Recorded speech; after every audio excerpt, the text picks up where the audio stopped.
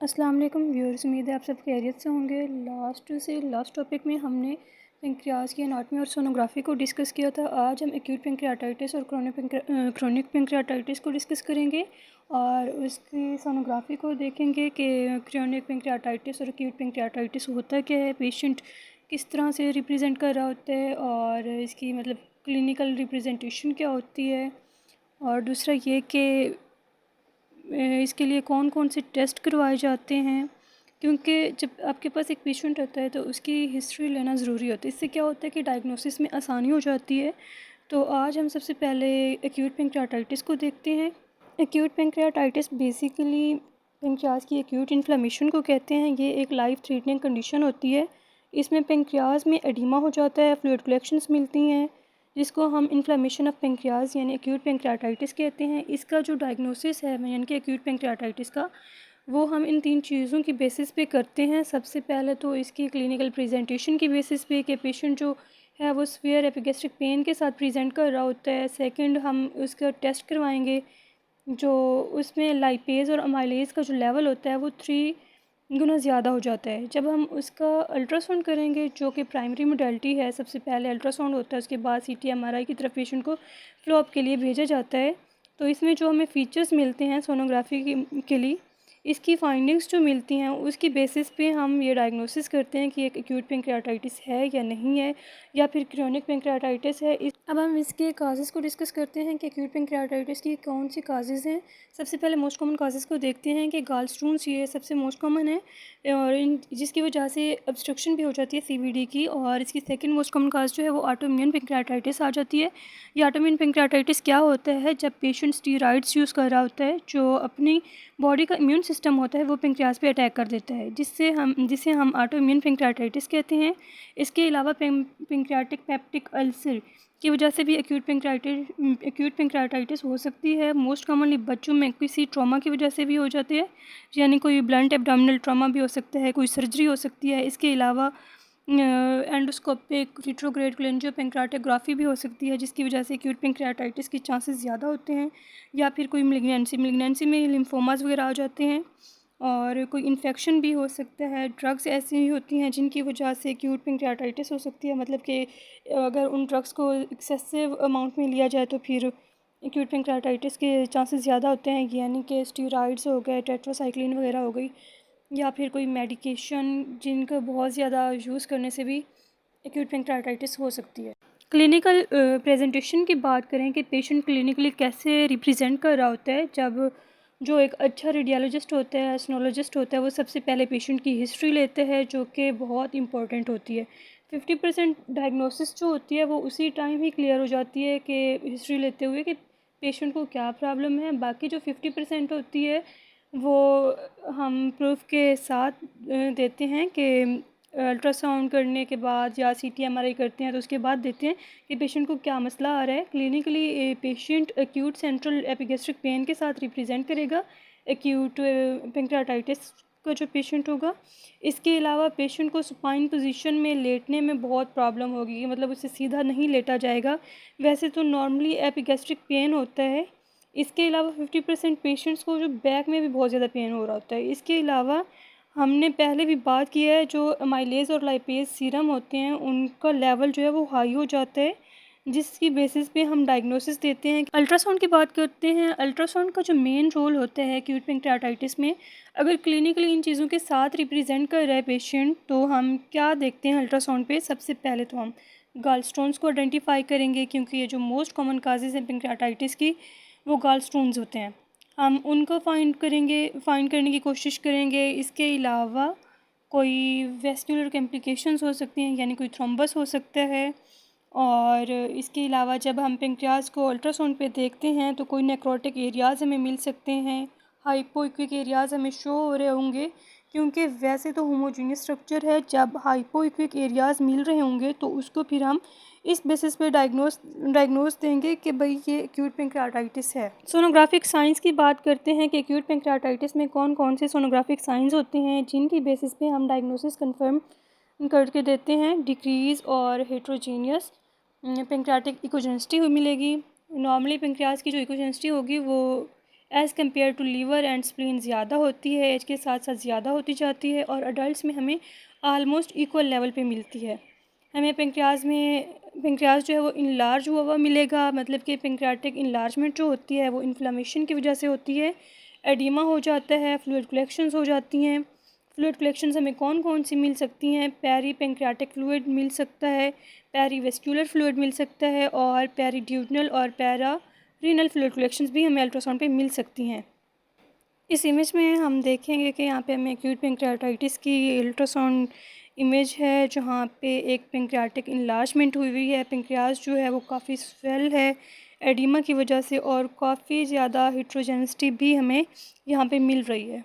Next हमारे पास एक और अल्ट्रासाउंड इमेज है। इसमें हमें पेरी पेंक्रियाटिक फ्लूइड कलेक्शन मिल रहा है, और आपको हिट्रोजेनिसिटी भी नज़र आ रही होगी। और इस इमेज में यह है कि इकोजेनिसिटी जो है वो डिक्रीज़ नहीं हो रही। ज़रूरी नहीं है कि हर पेशेंट्स में ही इकोजेनिसिटी डिक्रीज़ हो, तो इसकी बेसिस पे हम फाइनल डायग्नोसिस देते हैं। नेक्स्ट हमारे पास एक और इमेज है।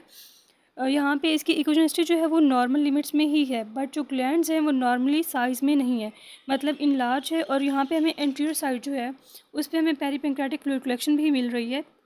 और पेंक्रियाटाइटिस की जो अर्ली स्टेज होती है उसमें ज़रूरी नहीं होता कि हमें पेंक्रियाटिक इनलार्जमेंट मिले। जब आहिस्ता आहिस्ता पेंक्रियाज इनलार्ज होता है उसकी इकोजेनिसिटी भी डिक्रीज़ कर जाती है, इक्विक टू एनविक के उसकी इकोजेनिसिटी मिलती है एडिमा की वजह से। अगर हम लॉन्गिट्यूडनल स्कैन करेंगे तो जो पेंक्रियाज का हेड होता है वो हमें इनलार्ज मिलेगा, और उसमें जो है वो स्वेलन भी होगा, जो आईवीसी को उस टाइम कंप्रेस कर रहा होगा। पेंक्रियाटिक डक्ट जो है वो भी इनलार्ज मिल सकती है इन्फ्लेमेशन की वजह से। कोई सूडोसिस्ट भी हो सकती है, और पेपिला की कोई स्वेलन भी हो सकती है, मतलब स्वेलिंग भी हो सकती है पेपिला की। कोई एडिमा हो सकता है, उसकी वजह से पेंक्रियाटिक डक्ट इनलार्ज हो जाती है। इस इमेज में देखें तो यहाँ पे पेरी पेंक्रियाटिक फ्लूइड हमें नज़र आ रहा है, और पेंक्रियाटिक इनलार्जमेंट भी हमें यहाँ पे मिल रही है। अब हम क्रोनिक पेंक्रियाटाइटिस की बात करते हैं। जब बहुत लंबे अरसे तक इन्फ्लेमेटरी प्रोसेस रहेगा पेंक्रियाज में, जो वहाँ पे उसके एंडोक्राइन और एक्सोक्राइन फंक्शंस को डिस्टर्ब कर देगा, और वहाँ इरिवर्सिबल मॉर्फोलॉजिकल चेंज आ जाता है। अगर आप कोई मेडिसिन ले रहे हो, उसको ठीक करने की कोशिश कर रहे हो बाद में, तो वो ठीक नहीं होगा, क्योंकि इरिवर्सिबल चेंज हो जाता है जो कि पेंक्रियाज के सारे फंक्शंस को डिस्टर्ब कर देता है। इसकी जो मोस्ट कॉमन काजेज़ हैं, एक तो उसमें एक्सेसिव अल्कोहल कंजप्शन है, मतलब कि जो डेवलप्ड कंट्रीज़ हैं वो बहुत ज़्यादा अल्कोहल लेते हैं, अल्कोहल का यूज़ करते हैं। दूसरा ये कि जो डेवलपिंग कंट्रीज़ हैं वो वहाँ पे मेल न्यूट्रिशन मिलती है, तो इस वजह से जो है वो क्रोनिक पेंक्रियाटाइटिस की जो है चांसेस ज़्यादा हो जाती हैं, और ये जो है क्रोनिक पेंक्रियाटाइटिस की मोस्ट कॉमन काजेज़ हैं अडल्ट्स में। क्लिनिकल प्रेजेंटेशन जो है पेशेंट की, उसमें हमें multiple episodes of acute pancreatitis मिलती हैं। पेशेंट काफ़ी बार एक्यूट पेंक्रियाटाइटिस के साथ रिप्रेजेंट कर चुका होता है, और एपिगैस्ट्रिक पेन मिलती है। इसके अलावा हमें उसके सिम्टम्स में बिलरी आउटफ्लो को देखते हैं, जॉन्डिस मिल जाएगी, एक्सोक्राइन फंक्शंस जो हैं जिसकी वजह से हमें मेल अब्जॉर्प्शन मिल सकती है, और टाइप 3 सी डायबिटीज़ मेलाइटस जो है हमें इसके सिम्टम्स में मिल सकती है, जो कि एंडोक्राइन फंक्शंस को डिस्टर्ब होने से मिलती है। अल्ट्रासाउंड पे हमें जो क्रोनिक पेंक्रियाटाइटिस कैसी नज़र आती है, सबसे पहले तो आपको एट्रोफिक पेंक्रियाज मिलेगा, एट्रोफिक पेंक्रियाज मिल सकता है। एक्यूट पेंक्रियाटाइटिस में पेंक्रियाज जो है साइज़ में बड़ा हो जाता है, पेंक्रियाटिक इनलार्जमेंट मिलती है, बट क्रोनिक पेंक्रियाटाइटिस में एट्रोफिक मिलेगा। इसके अलावा एक्यूट पेंक्रियाटाइटिस में देखा था जो अल्ट्रासाउंड की इकोजेनिसिटी है वो डिक्रीज़ हो जाती है एडिमा की वजह से, बट क्रोनिक पेंक्रियाटाइटिस में आपको कैल्सिफिक फिब्रोटिक एरियाज़ मिलेंगे, और बहुत सारी टाइनी कैल्सिफिकेशंस मिल जाएंगी, वाइट एरियाज़ आपको नज़र आएंगे, या वहाँ पे शेडिंग भी हो सकती है और नॉन शेडिंग भी हो सकती है। फाइंडिंग्स की बात करते हैं कि अल्ट्रासाउंड पे क्रोनिक पेंक्रियाटाइटिस में कौन कौन सी फाइंडिंग्स मिल सकती हैं। सबसे पहले तो हाइपर इकोजेनिसिटी मिलेगी, जो कि डिफ्यूज़ भी हो सकती है और फोकल भी हो सकती है, जो इंडिकेट करती है फेब्रोटिक चेंजेस को। जब पेंक्रियाटाइटिस होता है उसकी नॉर्मल जो इकोजेनिसिटी होती है पेंक्रियाज की, वो डिक्रीज़ कर जाती है एडिमा की वजह से। इसे हम एक्यूट पेंक्रियाटाइटिस कहते हैं। जबकि क्रोनिक पेंक्रियाटाइटिस की तरफ जाएँ तो उसमें हमें हाइपर इकोजेनिसिटी मिलती है। इसके अलावा कोई सूडोसिस्ट फॉर्मेशन भी हो सकती है, कोई सूडो एनवरिज्म भी मिल सकता है, और असाइटीज़ भी वहाँ पे डायग्नोस हो सकती हैं। जो बाइल डक्ट जो ऑब्स्ट्रक्शन है वो भी मिल सकती है। पेंक्रियाटिक एब्सेस, नेक्रोसिस और डायलेशन ऑफ पेंक्रियाटिक डक्ट भी हो सकती है। काफ़ी सारे साइंस जो हैं दोनों के वो मिलते जुलते हैं। अगर आप इन दोनों को कोरिलेट करें तो एक्यूट और क्रोनिक का डिफरेंस आपको क्लियर हो जाएगा। इस इमेज में देखें तो यहाँ पे आपको इंट्रोडक्टल पैरेन्काइमल कैल्सिफिकेशंस मिल रही हैं और पेंक्रियास जो है वो एट्रोफिक है। इसके अलावा अगर पेंक्रियाटाइटिस की जो बात करें तो इस इमेज में आपको अनइवन लाइन मिल रही है ग्लैंड्स की और हेट्रोजेनेसिटी जो है पेंक्रियाटिक टिश्यूज़ की। जैसे कि हमने पहले भी डिस्कस किया है कि पेंक्रियास की जो अर्ली स्टेज में होता है तो हाइपोइक्विक होगा, फिर पेंक्रियास हेट्रोजेनस होता जाएगा और हाइपर इक्विक हो जाएगा, उसकी इकोजेनेसिटी इंक्रीज़ हो जाएगी और फिर उसमें जो है हमें फोकल और डिफ्यूज़ इनलार्जमेंट मिलेगी। इस इमेज में देखें तो हमें पेंक्रियास का हेड में कैल्सिफिकेशंस मिल रही हैं, उसके अलावा पेंक्रियाटिक डक्ट नज़र आ रही है, सूडोसिस्ट की फॉर्मेशन भी हुई हुई है और पेंक्रियाटिक हेड जो है उसका साइज़ भी इंक्रीज़ हुआ हुआ है। जो अगर इकोजेनेसिटी की बात करें तो वो भी इंक्रीज़ ही हुई है। एक दफ़ा सोनोग्राफिक फाइंडिंग्स रिपीट कर देती हूँ ताकि आपको अच्छे से समझ आ जाए। एक्यूट पेंक्रियाटाइटिस की जो अपीयरेंस मिलती है अल्ट्रासाउंड में, इकोजेनेसिटी जो होती है लो होती है, हो जाती है, और जबकि क्रोनिक में जो है वो इकोजेनेसिटी जो होती है वो इंक्रीज़ हो जाती है। इसके अलावा फ्लूइड कलेक्शंस हमें मिल सकती हैं एक्यूट पेंक्रियाटाइटिस में, जबकि जो क्रोनिक कैल्सिफिकेशंस नज़र आती हैं हमें क्रोनिक पेंक्रियाटाइटिस में, और मोस्टली जो होते हैं कैल्सिफिकेशंस मिल जाती हैं फेब्रोटिक चेंजेस की वजह से होती हैं। जो कि उम्मीद है आपको आज का टॉपिक अच्छे से समझ आ गया होगा। इंशाल्लाह नेक्स्ट वीडियो में हम कोई और टॉपिक डिस्कस करेंगे।